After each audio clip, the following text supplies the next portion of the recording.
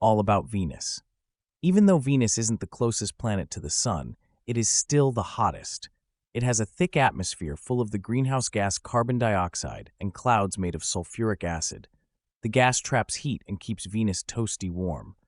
In fact, it's so hot on Venus, metals like lead would be puddles of melted liquid. Venus looks like a very active planet. It has mountains and volcanoes. Venus is similar in size to Earth.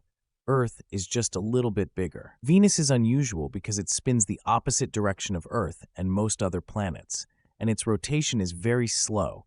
It takes about 243 Earth days to spin around just once. Because it's so close to the Sun, a year goes by fast. It takes 225 Earth days for Venus to go all the way around the Sun. That means that a day on Venus is a little longer than a year on Venus. Since the day and year lengths are similar, one day on Venus is not like a day on Earth. Here, the Sun rises and sets once each day.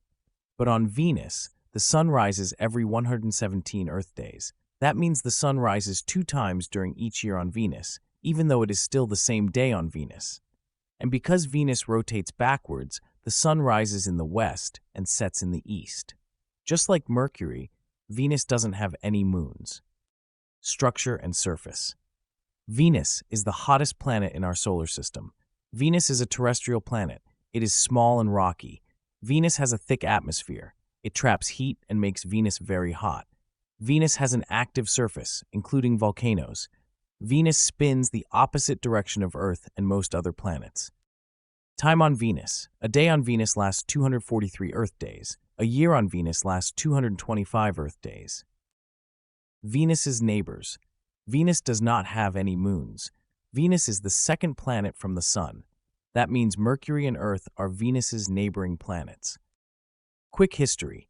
Venus has been known since ancient times because it can be seen easily without a telescope.